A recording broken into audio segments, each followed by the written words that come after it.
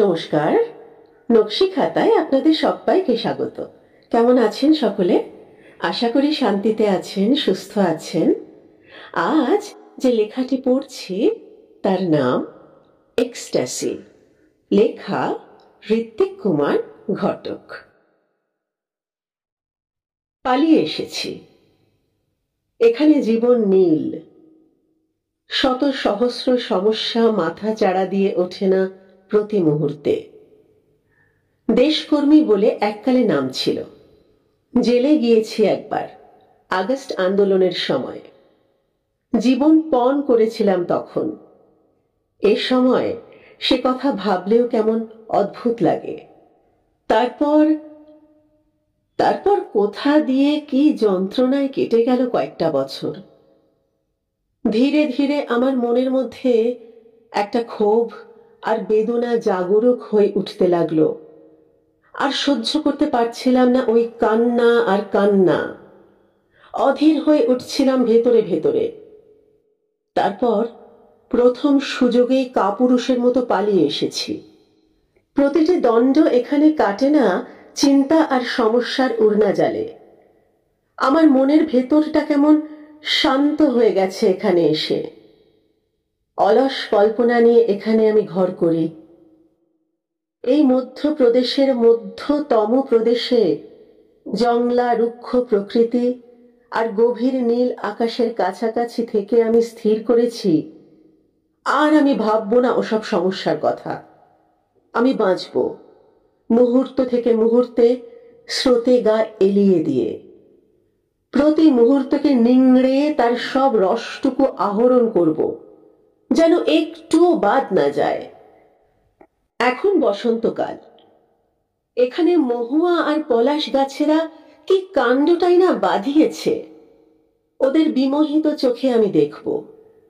না খেতে পেয়ে শুকিয়ে মরা, কিছু না বুঝে ছুরি খেয়ে শেষ হওয়া, বিভৎসতা আর দৈনন্দিন জীবনের শত সহস্র বেদনা, এবং তারই পাশে ধনিকের টাকার জোরে সমগ্র শাসন যন্ত্রটাকে হাত করে উল্লসিত উদ্দাম পৈশাচিকতা। এর বিরুদ্ধে আমি কি করতে পারি? আমি বড় ক্লান্ত, অবশ। কি হবে ওসব ভেবে? তার চেয়ে এই ভালো, এখন বিকেল, বসে আছি ঝর্ণার ধারে। পাথরের টুকরোগুলো রোদ পড়ে চকচক করে। সামনের টিলার ওপর অজস্র মহুয়ার গন্ধে বাতাস ভারাক্রান্ত। পলাশ ফুলেরা ঝরে বনের উপান্তে। বনের সাজ বনের ফুলেই হয়। আর পরিষ্কার টলটলে জল খাত বেয়ে চলে যায়। এখানে ওখানে সাদা হয়ে ওঠে পাথরের আঘাত খেয়ে। অপরূপ। দূরে যেখানে নীল আকাশ আমার চোখের সীমার বাইরে চলে গেল, সেখানে দেখা যায় টানা টানা পাহাড়দের, কেমন আবছা আবছা। কি একটা রহস্যের সংকেত যেন পাওয়া যায় সবটা মিলিয়ে। কি ভালো যে লাগছে বলতে পারি না। এ সেই কালিদাসের মেঘদূতের দেশ, আমাদের অলকার দেশ। মনে পড়ে যায় ভ্রু বিকারানভিজ্ঞা জনপদবধূদের কথা।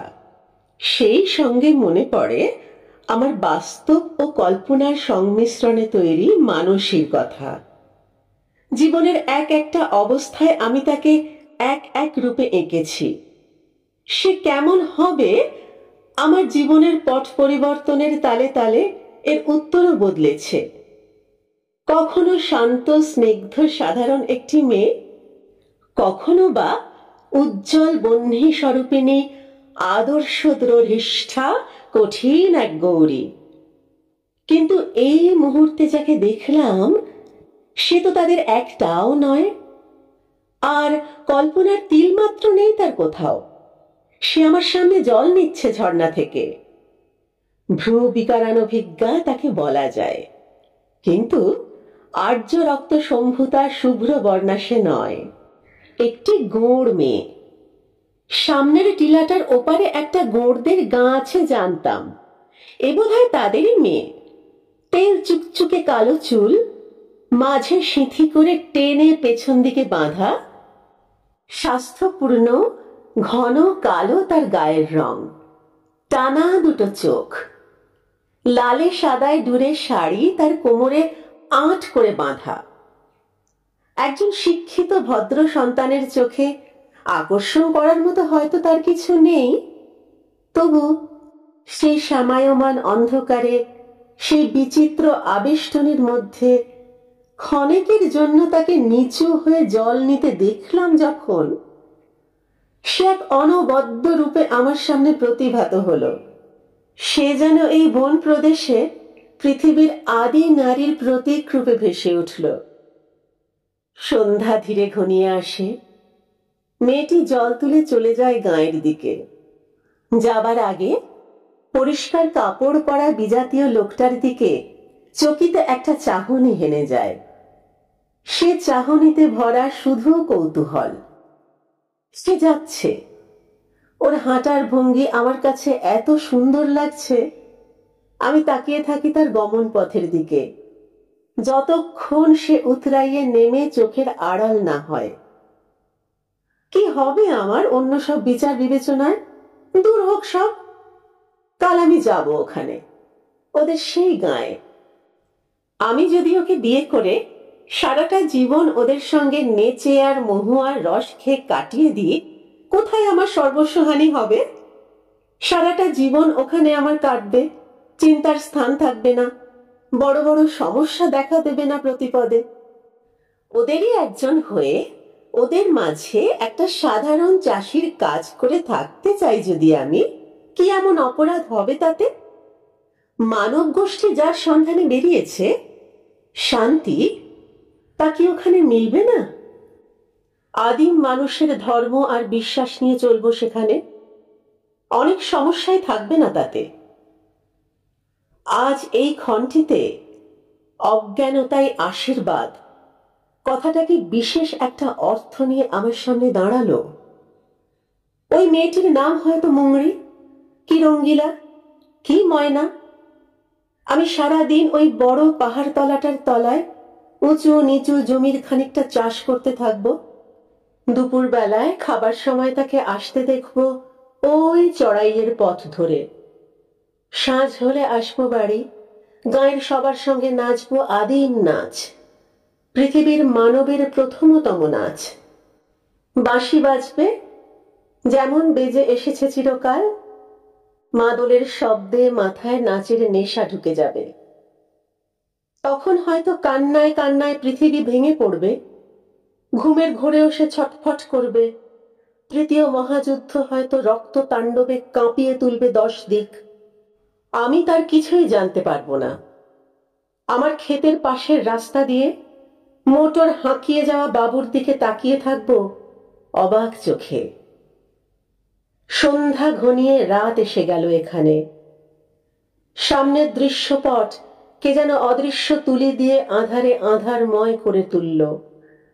সলাইয়া, শাল, মহুয়া আর পলাশ গাছেদের ঘিরে নেমে এলো মসীকৃষ্ণ অন্ধকার। আর ধীরে ধীরে অরণ্যে সহস্র প্রাণী উঠল জেগে। গাছের ছায়ার আড়ালে জ্বলতে থাকলো খাদ্যতেরা। কে যেন ফিসফিস করে কথা বলছে, কাদের যেন চুপিসারে পা ফেলার আওয়াজ ভেসে আসে। সমস্ত বনময় চুপি চুপি কারা হাসছে। দূর থেকে ভেসে আসছে মাদলের শব্দ। চাঁদ উঠল, হলদে গোল চাঁদ। ঝর্ণার আনন্দে আত্মহারা গতি, তার বুকে জ্বলছে হাজার চাঁদ।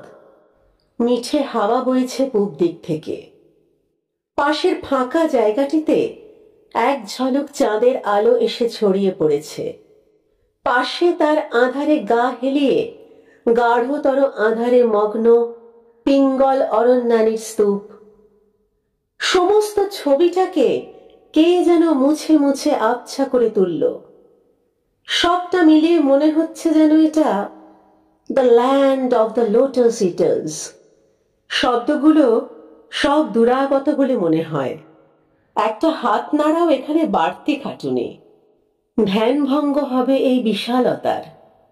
আজ এই ঝর্ণার ধারটিতে বসে মনের মধ্যে প্রবেশ করছে কথাটা, কাজের উদ্যম শুধু নিষ্ফল, চেষ্টার শেষ কেবল নিরাশাতে। পরিবেশে বিরাজ করছে এক অসীম অনন্ত শান্তি। শান্তির এই মহারাজ্যে কিছু নয় আর, বিশ্রাম শুধু, গভীর বিশ্রাম।